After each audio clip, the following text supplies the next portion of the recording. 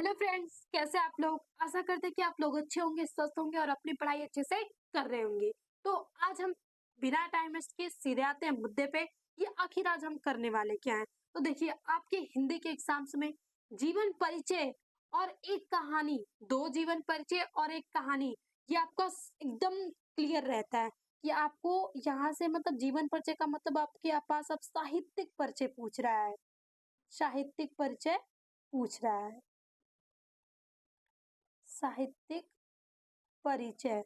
और ये जो साहित्यिक परिचय है, आपके पास पढ़ते हैं आपके बुक में जो है, एक आपके पास गद्य है और दूसरा आपके पास पद्य है।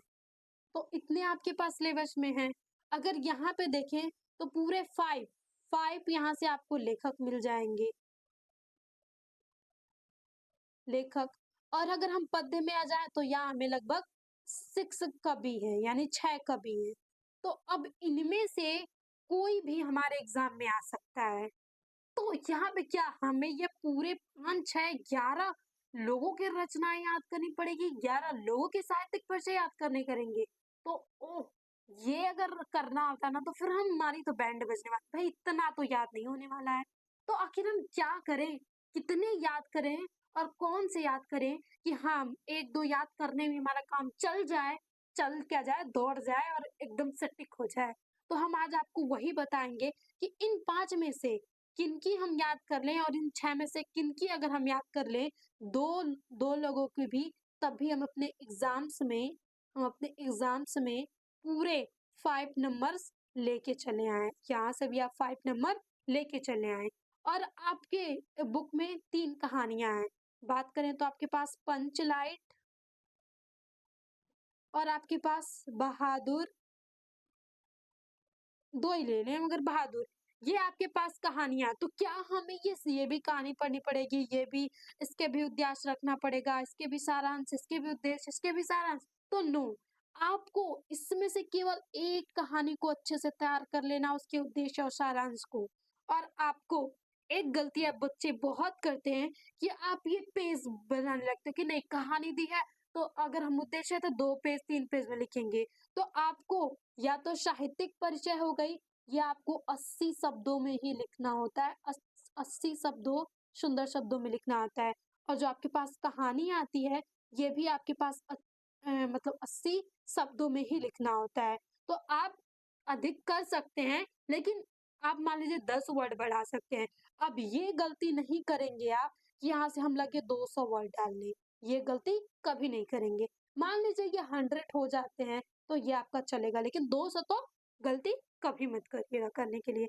तो आइए हम देखते हैं कि कौन-कौन से वो लेखक हैं और उनकी रचनाएँ कैसी हैं, उनका साहित्यिक परिचय कैसा है, जीवन परिचय कैसा है, कि अगर उन्हें हम तैयार कर लें तो हम एग्ज़ाम में एकदम मचा के आ जाएँ, एकदम धूम। तो हम आज आपको एकदम पूरे सेशंस में, अगर आप देख रहे हैं तो यहाँ से 100% गारंटी है कि आपको एकदम आसान भाषा में आसान भाषा में सभी चीज़ें क्या हो जाएँगी, याद हो जाएँगी। आपको करना क्या है? बस क्लास को पूरी देखना है, पूरी देखना है। तो आपका कार्य ये है। तो आइए हम बिना टाइम वेस्ट किए आ जाते हैं अपने, सबसे पहले हम गद्य का देखेंगे, फिर पद्य का देखेंगे, फिर उसके बाद हम कहानी देखेंगे कि हाँ, हमें कैसे लिखना है। तो ये आपके पास आ जाता है वासुदेव शरण अग्रवाल जी का। हमने जीवन परिचय भी लिखा है और नीचे आपको यहाँ पे साहित्यिक परिचय भी मिल जाएगा और उसके नीचे आपको इनकी कृतियां भी मिल जाएंगी। यानी आपको सारी चीजें, मान लीजिए जीवन परिचय भी पूछ देता है तो हम कहीं यहाँ पे साहित्यिक परिचय रट जाए तो हमें कुछ गलतियां न हो जाए। तो आइए हम पढ़ते हैं कि आखिर देखिए, इतना इसमें है, इतना इसमें है, और ये अगर आप काउंट करेंगे तो ये 80 वर्ड हो जाएंगे। और कोई इन दोनों में से आपको एक ही लिखना है, ये नहीं कि ये दोनों आपको लिखना है। बस इस साफ तरीके से देखिए, इसमें नो ओवर राइटिंग, आप एकदम अच्छे तरीके से हेडिंग डालेंगे, जो भी लिखना होगा कि हाँ, वासुदेव सरल जी का साहित्यिक परिचय, क्वेश्चंस नंबर इतने का, फिर उसके बाद वहाँ पे उत्तर लिखेंगे और आप साफ-सुथरे से लिखते चले आएँगे। और देखिए, जैसे सन आ जाता है कोई, तो आप उसे थोड़ा क्या करेंगे, ब्लैक करेंगे, कोई स्थान आ जाता है तो उसे भी आप क्या करेंगे, ब्लैक करेंगे। तो आइए, तो हम पढ़ते हैं कि हाँ, वासुदेव शरण अग्रवाल जी का जन्म क्या है। तो वासुदेव शरण अग्रवाल का जन्म 7 अगस्त 1904 ईस्वी को हुआ था। कहाँ पे हुआ था? मेरठ जनपद के खेड़ा नामक ग्राम में हुआ था। यानी वासुदेव सरल अग्रवाल जी का जन्म 7 अगस्त 1904 ईस्वी को मेरठ जनपद के खेड़ा नामक ग्राम में हुआ था। आप एक बार देखेंगे तो आपको इस क्लास में याद करके जाना है। इनके माता-पिता लखनऊ में रहते थे। इन्होंने काशी विश्वविद्यालय से बीए और लखनऊ विश्वविद्यालय से एमए किया एवं पीएचडी की उपाधियां प्राप्त की। इन्होंने पाली, संस्कृत, अंग्रेजी आदि भाषाओं का गहन अध्ययन किया। हिंदी साहित्य की सेवा करते हुए सन 1967 ईस्वी को 27 जुलाई में इनका क्या हो गया? निधन हो गया। यानी 1967 ईस्वी में 27 जुलाई को इनका निधन हो गया, इनका देहांत हो गया या ये स्वर्ग सिधार गए, आप जो भी लिख सकते हैं। अब हम देखते हैं अपना साहित्यिक परिचय और मेन जो आता है ना आपका वो साहित्यिक परिचय ही पूछ रहा है यहाँ से जनरली। तो आपको साहित्यिक परिचय क्या लिखना है कि मतलब इन्होंने साहित्य के बारे में क्या चीजें हासिल की। तो अग्रवाल जी को हिंदी साहित्य में एक कुशल निबंधकार, मतलब यहाँ से देखें कुशल निबंधकार, टीकाकार तथा साहित्य ग्रंथों के संपादक के रूप में जाना जाता है। तो मान लीजिए एमसीक्यू में भी आपसे पूछा जा सकता है कि एक कुशल निबंधकार कौन है, तो आपको ऑप्शन मिल जाएगा वासुदेव सरल अग्रवाल जी, क्योंकि उन्होंने बहुत सारे निबंध लिखे थे, तो इनको एक कुशल निबंधकार माना जाता है। फिर इन्होंने पाणिनिकालीन भारत विषय पर शोध किया। इनके जो साहित्य में थी कि पाणिनिकालीन भारत के विषय पर शोध किया। इन्होंने उत्कृष्ट कोटि की अनुसंधानात्मक निबंधों की रचना की। यानी जो इनके निबंध भी थे ना वो उच्च कोटि के थे और अनुसंधानात्मक थे। फिर इसके बाद इन्होंने वैदिक साहित्य, दर्शन पुराण और महाभारत पर अनेक गणवेशात्मक लेख लिखे हैं। यानी ये धार्मिक चीजों में भी प्रकाश डाले और वहां पे भी लेख बहुत सारे लिखे। भारतीय साहित्य और संस्कृति के गंभीर अध्यक्षता के रूप में इनका नाम देश के विद्वानों में अग्रणी है। यानी ये भारतीय साहित्य और संस्कृति में की अध्यक्षता में आ गई हैं। अब इतना लिखने के बाद आप ये लिख काउंट करेंगे तो ये आपके पास 80 वर्ड हो जाएंगे। अब आप आ जाएंगे कृतियों पे कि देखिए आप ऐसे भी लिख सकते हैं, अगर ऐसे नहीं आ रहा है आप इतने अच्छे तरीके से नहीं तो 4-5 इनकी कृतियां याद कर लीजिए और उन्हीं को आप लिख लेंगे और ऐसे लिखेंगे तो आप थोड़ा और भी अच्छा इंप्रेशन आ जाता है। आप यहाँ से कि निबंध संग्रह, वागधारा, कल्पवृक्ष, पृथ्वीपुत्र, वेद विद्या, यानी इतने जो है इनके निबंध हैं। शोध इनका पाणिनिकालीन भारत पे था, जैसे कि हमने देखा कि इन्होंने पाणिनिकालीन भारत के विषय पर शोध किया था, तो शोध पूछा जाता है तो पाणिनिकालीन भारत था। संपादन इन्होंने किसका किया था? तो पद्मावत और हर्षचरित का इन्होंने क्या किया था? संपादन किया था। तो ये हो गया आपके पास पहले। हमने बताया कि आपको 2 याद करना है, तो पहला वासुदेव सरल जी का, और ये तो एकदम रख के जाइएगा एक ही में। अगर आपके पास नहीं टाइम है तो आप इनका तो बिल्कुल भी भूल के मत छोड़िएगा, इनका 100% आप यहाँ से तैयार करके जाएंगे। 100% यहाँ से क्या रहती है? गारंटी रहती है, क्योंकि आपको 3 ऑप्शन दिए रहते हैं और उसमें से किसी एक का लिखना होता है। अब हम दूसरा देखते हैं कि दूसरा हमारे पास किसका महत्वपूर्ण है जिनका हमें तैयार करके जाना है। तो जो दूसरा हमारे पास महत्वपूर्ण है, एक बस आपको 2 ही गद्य में तैयार करनी है कि डॉक्टर हजारी प्रसाद द्विवेदी का साहित्यिक परिचय। आपको डॉक्टर हजारी प्रसाद द्विवेदी जी का साहित्यिक परिचय बताना है। तो आइए हम लिखते हैं। थोड़ा सा इनके जन्म के बारे में भी हम लिख लेंगे, क्योंकि जन्म के बारे में भी देखा था हमने, क्वेश्चंस पूछ लिया था एमसीक्यू, तो हमें जन्म के बारे में भी देख के जाना है। तो हजारी प्रसाद द्विवेदी का जन्म सन 1907 ईस्वी को बलिया जिले के दुबे के छपरा नामक गांव में हुआ था। यानी देखिए हमने जैसे ब्लैक से किया है आप ऐसे कर लेंगे। अगर आपको पेन चेंज करने का मन नहीं कर रहा है तो आप इन्वर्टेड कामा के अंतर्गत लिख देंगे, और आप थोड़ा सा टाइम है तो आप ब्लैक ब्लू ऐसे यूज कर रहे हैं तो यूज कर लीजिएगा। फिर द्विवेदी जी का हिंदी निबंध और आलोचनात्मक क्षेत्र में महत्वपूर्ण स्थान है। इनका साहित्य में जो स्थान है वो बहुत ही महत्वपूर्ण है। वे उच्च कोटि के निबंधकार और सफल आलोचक थे। ये भी उच्च कोटि के निबंधकार और साथ ही ये सफल आलोचक भी थे। आलोचनाएं, आलोचक चीजों भी उन्होंने क्या थी? लिखी थी। अब इन्हें क्या-क्या मिला था? तो 1930 ईस्वी में काशी हिंदू विश्वविद्यालय में ज्योतिषी शास्त्र की उपाधि, यानी 1930 में इन्हें काशी हिंदू विश्वविद्यालय में ज्योतिषाचार्य की उपाधि प्राप्त हुई तथा 1949 ईस्वी में लखनऊ विश्वविद्यालय से डी लिट की उपाधि प्राप्त हुई। यानी 1949 में इन्हें डी लिट की उपाधि मिली और 1930 में ज्योतिषाचार्य की मिली। और ये काशी हिंदू विश्वविद्यालय जहाँ ये कहाँ पे है? बनारस में। और ये आपके पास लखनऊ में, लखनऊ विश्वविद्यालय से डी लिट की उपाधि प्राप्त की। कई विभागों में अध्यक्ष एवं श्रेष्ठ शिक्षक कार्य करते रहे। या मतलब ये कई विभागों में अध्यक्ष रहे और इनका जो मेन था कि वो एक बहुत ही श्रेष्ठ शिक्षक थे, एक बहुत ही अच्छे शिक्षक थे। हजारी प्रसाद जी की भाषा व्यवहारिक, संस्कृत निष्ठ, प्रांजल, परिमार्जित खड़ी बोली थी। तो आपसे जनरली खड़ी बोली पूछा जा सकता है और ये तो हम अच्छे तरीके से लिखने के लिए लिखे हैं। अगेन, जैसे आपको कृतियां बहुत अच्छे से नहीं याद है तो आप इतना भी लिख सकते हैं। आपको 4, 5, 6 जितनी भी कृतियां हो आप वहां से कृतियां डालेंगे और लिखते चले आएंगे।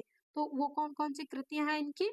अशोक के फूल, पुनर पुनर्वा, बाण भट्ट की आत्मकथा, विचार प्रवाह, कुटज, अनघ, ये सब किसकी हैं? ये डॉक्टर हजारी प्रसाद द्विवेदी जी की कृतियां हो गई हैं। तो इतना भी अगर आप अपने एग्जाम्स में लिख के चले आओ तो इतने एकदम अच्छे तरीके से, साफ तरीके से, तो यहाँ आपके पास पूरे 5 आउट ऑफ 5 नंबर मिलके रहेंगे। तो दो, केवल आपको इसमें से कितनी रचनाएं तैयार करनी है? आपको यहाँ से 2 रचनाएं, सॉरी 2 आपको परिचय गद्य से तैयार करना है। तो आपको केवल 2 तैयार कर लेंगे और यहाँ से आपका 5 नंबर क्या हो जाएगा? फिक्स हो जाएगा। अब हमारे पास अब हम आ जाते हैं पद्य पे कि पद्य में किन 2 कवियों का अगर हम तैयार कर ले, मान लीजिए हमारे पास बहुत कम टाइम है तो हम 2 ही 1-2 ही याद कर सकते हैं। तो आपको मतलब इसमें तो देखिए अगर आप वासुदेव सरल अग्रवाल जी का भी अगर याद कर लेते हैं ना तो 100 चांसेस है कि उसको मिल सकता है, क्योंकि वासुदेव सरल अग्रवाल जी बार-बार मिलते हैं और उनके साथ 2 और मिल जाते हैं। लेकिन थोड़ी-सी आपको, अगर आप पद्य में आते तो पद्य में आप 2 या तो मैक्सिमम, अगर आप एकदम चाहते हैं कि नहीं छूटे तो आप 3 याद कर सकते हैं। लेकिन अब टाइम बहुत कम है तो हम 2 देखेंगे कि 2 कौन से महत्वपूर्ण हैं कि उनके अगर हम तैयार कर लें तो हमारे चांसेस फुल रहते हैं। तो आइए अब हमारे पास आ गया है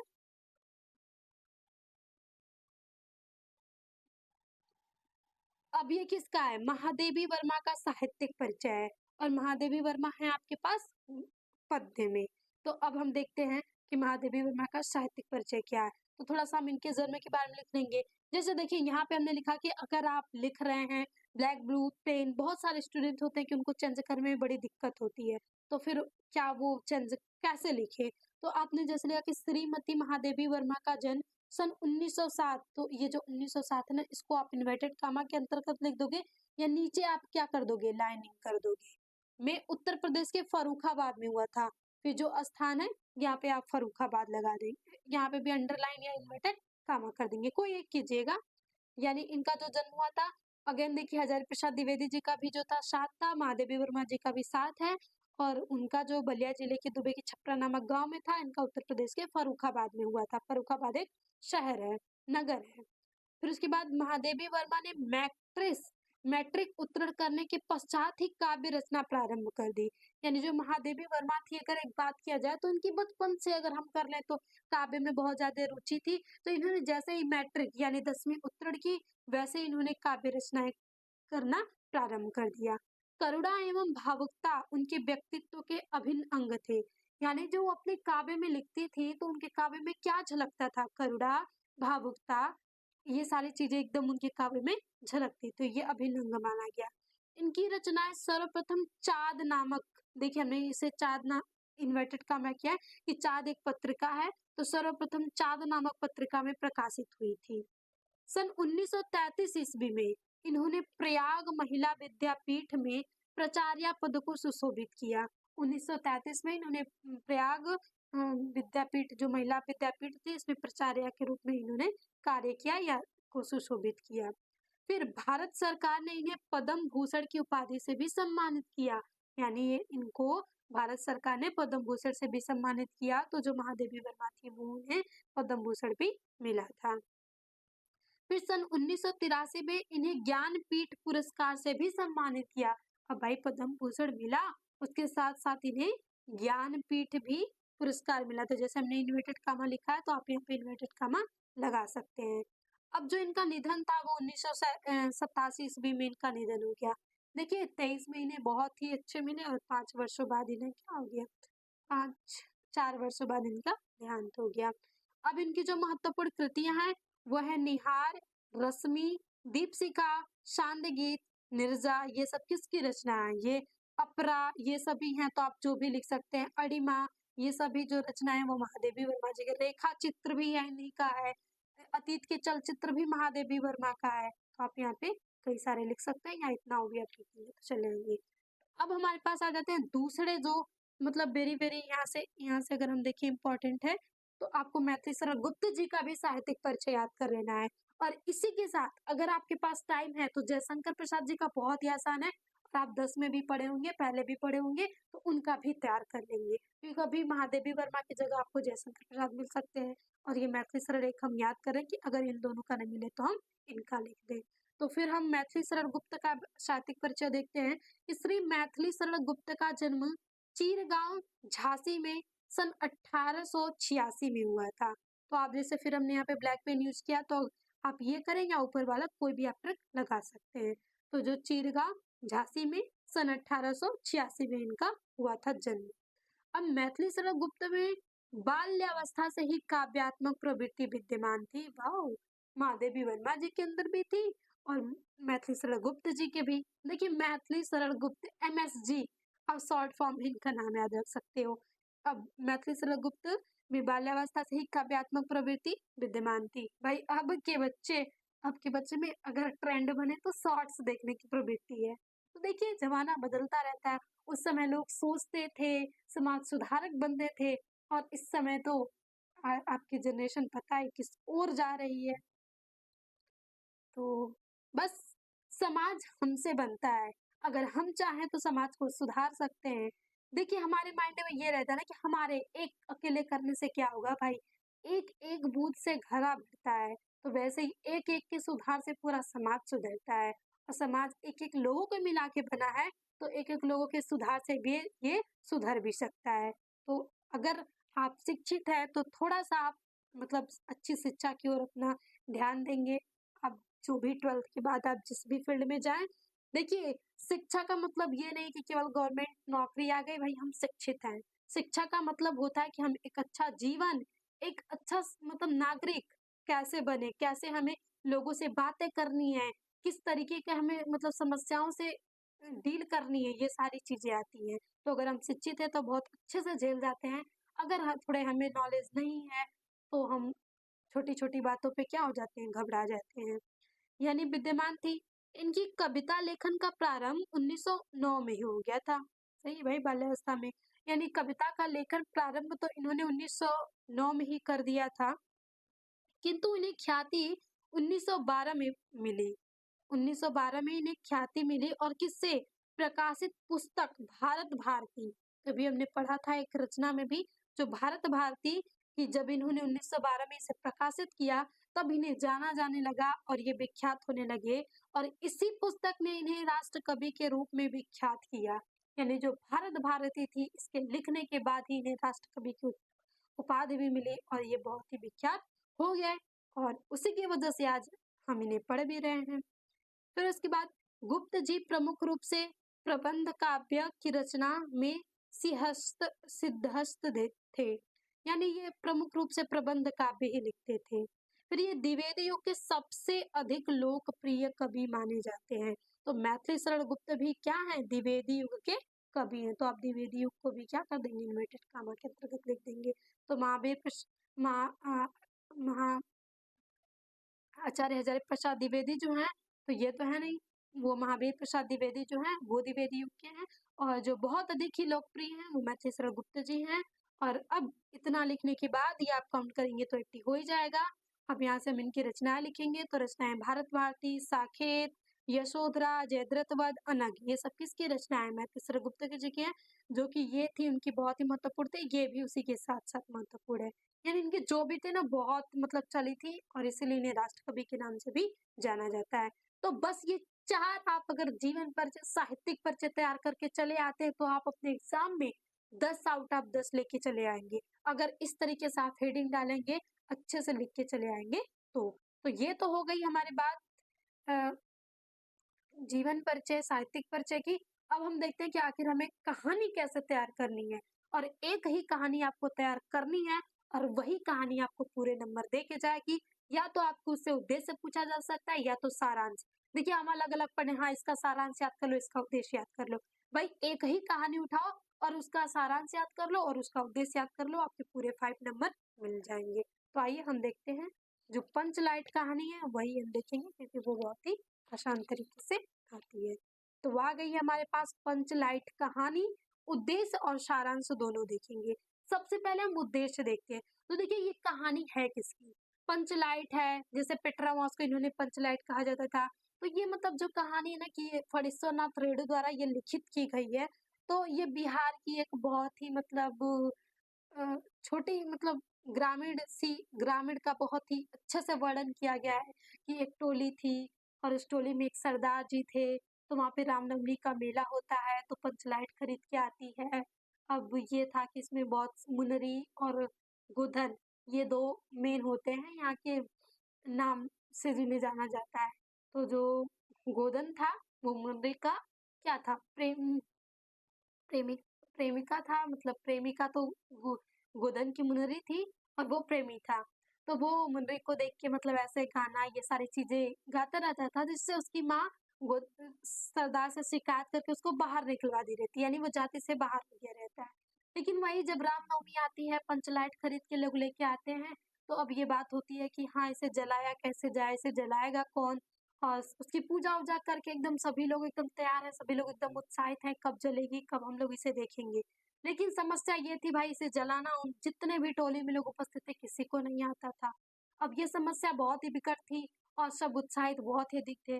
तो उसी समय मुंदरी को ख्याल आता है कि गोधन को पेट्रोमास या पंचलाइट जलाने आता है। लेकिन वो बात कहे भी तो कैसे? लेकिन फिर वो मतलब कुछ सोचती है और फिर वो अपनी माँ से कहती है और धीरे-धीरे ये बात सरदार तक पहुँचती है। फिर सरदार अपने मतलब जो भी लोग हैं उनको खुश करने के लिए और इतनी खुशी से वो लोग लेके आए थे रामनवमी मनाने के लिए, जो गोधन को जाति से बाहर किया गया था उसको फिर वापस बुला लिया जाता है और फिर वो जब वो लाइट को जला दिया जाता है, तो कहा जाता है ना कि कुछ अच्छा काम कर दो तो फिर उसके सारे दोष माफ़ कर दिए जाते हैं। फिर वो माफ़ कर दिया जाता है उसको और फिर वो पूरी छूट भी मिल जाती है, भाई तुम्हें मुंदरी के साथ जो करना है, प्रेम करना है वो करो। तो यही हमारे देखिए हमारे लाइफ से ये रिलेटेड है। अगर आपको भी देखिए सबके लाइफ में तो ये प्रेम आता ही है। तो अगर आप सक्सेस हो गए ना, तो फिर आप जिससे चाहोगे ना उससे आप मिल सकते हो, उससे आपकी शादी-विवाह जो भी करना चाहते हो कर सकते हो। मेन बात आपके अंदर कोई न कोई गुण होना चाहिए, कोई न कोई आपको एक-दूसरे से अलग बनाना चाहिए। आपकी एक अलग विशेषता होनी चाहिए कि जो कि किसी के अंदर ना हो और वो आपको एक प्रसिद्ध नाम दे। तो वही है, आपको इस कहानी का उद्देश्य लिखना होता है कि हाँ, इस कहानी का उद्देश्य क्या था और इसका सारांश भी लिखना है। तो 80 वर्डों में बहुत सारे बच्चों को कन्फ्यूज़न हो जाती है कि क्या लिखें? तो देखिए जो उद्देश्य सारांश है इसे रटना नहीं है। आप इधर-उधर वर्ड करके ये पूरी कहानी हमने बताया ना इसे लिख सकते हैं। तो एक बार हम देख भी लेते हैं कि आपको ये जो आता है कितने शब्दों में लिखना होता है। 80 शब्दों में आपको बुक में लिखा होता है। तो मान लीजिए यहाँ से आप 110 कर सकते हैं मतलब 100 110 हो ही जाते हैं लिखने में क्योंकि ये कहानी है ना थोड़ा खींचती है ये। तो देखिए अब ये कहानी को एक बार हम पढ़ लेते हैं कि पंचलाइट कहानी का उद्देश्य हरीश्वरनाथ रेणु हिंदी साहित्य जगत के सुप्रसिद्ध अचालंकी कथाकार हैं। यानी अब जो हम पचलाइट कहानी का उद्देश्य देख रहे हैं तो इसे लिखा किसने थोड़ा सा हम इसमें भी लिख लेंगे तो फणीश्वरनाथ रेणु ने एक साहित्य जगत के सुप्रसिद्ध आचलंकी कथाकार है और ये जो पूरी कहानी है ना वो आचलंकी की है। फिर उसके बाद ये कहाँ पे है? ग्रामीण अंचलों में से उनका निकट परिचय है। यानी जो फणीश्वरनाथ रेणु थे ना ये ग्रामीण से बहुत ज़्यादा मतलब एप्रिशिएट करते हैं मतलब बहुत ज़्यादा जुड़े हुए थे, तो वही निकट परिचय है। तो इन्होंने गाँव के ही बिहार के मतलब बिहार वैसे मानते हैं कि मतलब थोड़ा पिछड़ा है, तो उसमें एक बहुत ही पिछड़े गाँव को लिया था, कि बिहार के अंचलों के सजीव चित्र उनकी कथाओं के अलंकार है। यानी जो सजीव चित्र थे ना, वही उनकी कहानियों में जो रंग भर देते थे, ताकत भर देते थे, पावर भर देते थे, मतलब सुशोभित कर देते थे जो सजीव चित्र वो करते थे। अब ये कहानी हम पढ़ते हैं क्या है। पंचलाइट भी बिहार के परिवेश की कहानी है। कहानीकार ने ग्रामीण अंचल का वास्तविक चित्र खींचा है। अना आवश्यकता किस प्रकार बड़े से बड़े संस्कार और निषेध को अनावश्यक सिद्ध कर देती है। यानी उद्देश्य इसका क्या होता है? जैसे कि उसमें गोधन के सारे मतलब दुष्कर्मों को माफ़ कर दिया जाता है। क्यों माफ़ कर दिया जाता है? क्योंकि उसकी आवश्यकता होती है समाज को। तो वही है ना कि अगर आवश्यकता है ना, वो बड़े से बड़े मतलब संस्कार और निषेधों को क्या कर देती है? अनावश्यक सिद्ध कर देती है। इसी केंद्रीय भाव के आधार पर कहानी के माध्यम से एक महत्वपूर्ण उद्देश्य को स्पष्ट किया गया है।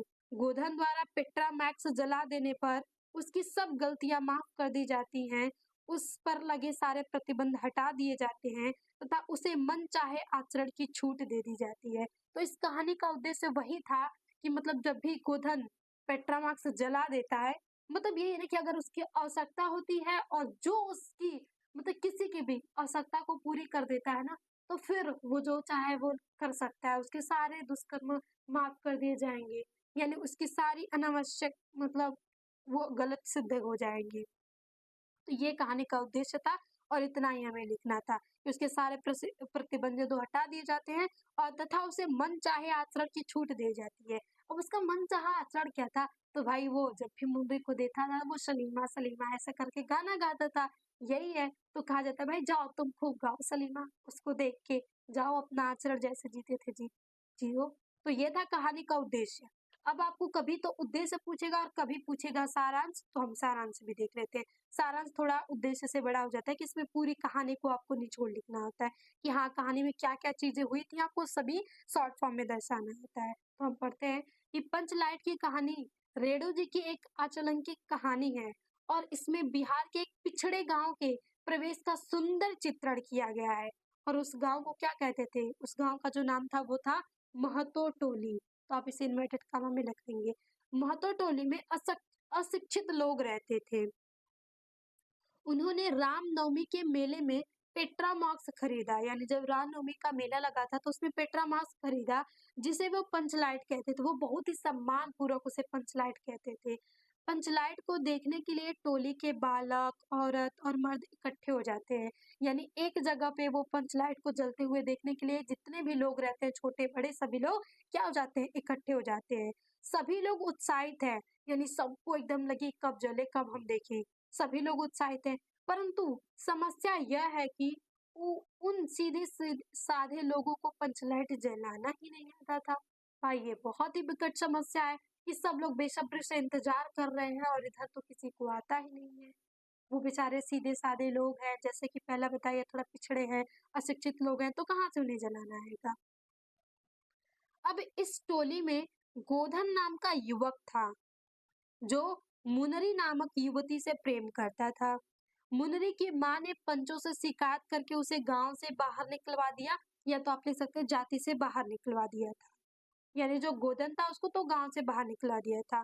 गोधन को पंचलाइट जलाने आती थी, यह बात मुनरी को पता थी। गोधन पंचलाइट जला लेता है, यह बात सिर्फ और सिर्फ मुनरी को पता थी। अब मुनरी किसी तरह इस बात को सरदार तक भिजवाती है। तो जो मुनरी थी, ये अपनी माँ से कहती है, फिर उनकी माँ किसी और से, और ऐसे जो बात थी ये गोधन वाली वो सरदार तक पहुँच जाती है। अब सरदार जो था उसको अपने पूरे गाँव में मतलब पूरे लोगों के मतलब उत्साह भरे मतलब वो उत्साह भरे चेहरे को मायूस नहीं करना चाहता था। वो चाहता था कि इनके उस उत्साह जो है उसको मतलब रखा जाए, ये इनकी खुशियों को बरकरार रखा जाए। तो वो कहता है नहीं भाई गोधन को बुलाओ, उसने जो भी गलतियाँ की हैं बुलाओ। तो अब गोधन को बुलाया जाता है और गोधन आकर पंचलाइट जलाता है। गोधन आके जो पिट्रा मास्क होता है उसमें जलाने में सफल हो जाता है, जिसे देख टोली के सभी लोग खुश हो जाते हैं। उनका जो उत्साह था वो एकदम खुशी में बदल जाता है कि जिसका वो इतनी बेसब्री से इंतजार कर रहे थे वो आ गया सामने, वो चल रहा है सामने। अब ये बहुत ही खुश हो जाते हैं और मुनरी गोधन के सॉरी और गोधन के सारे दुष्कर्म माफ कर दिए जाते हैं। भाई अब गोधन ने इतना अच्छा काम किया है कि ये जो विकट समस्या थी उस विकट समस्या का समाधान मिल चुका है। तो अब जो गोधन जी थे उनके सारे दुष्कर्मों को माफ कर दिए जाते हैं और मन चाहे आचरण की छूट दे दी जाती है कि जाओ गोधन खूब गाओ सलीमा गाना मुंडे को देख के, अब तुम्हें कोई नहीं रोकेगा। तो यही था इस कहानी का सारांश और ये था इसका उद्देश्य। तो आप अगर ये कहानी तैयार करके चले जाते हो तो यहाँ से आपके पूरे 5 नंबर तो आपको मिल के ही जाएँगे। तो यहाँ से एग्ज़ामिनर आपको एकदम अच्छे तरीके से पास नंबर दे के जाएगा। तो आई होप आप लोग को ये क्लास अच्छी लगी हो, बहुत ही महत्वपूर्ण थी। तो थैंक यू, इसी के साथ मिलते हैं नेक्स्ट सेशन में। और आपके एग्जाम्स के लिए बेस्ट बेस्ट बेस्ट विशेष। बस आप अच्छे से अपने कॉन्फिडेंट बनाए रखिएगा और अच्छे से एग्जाम को देके जाइएगा।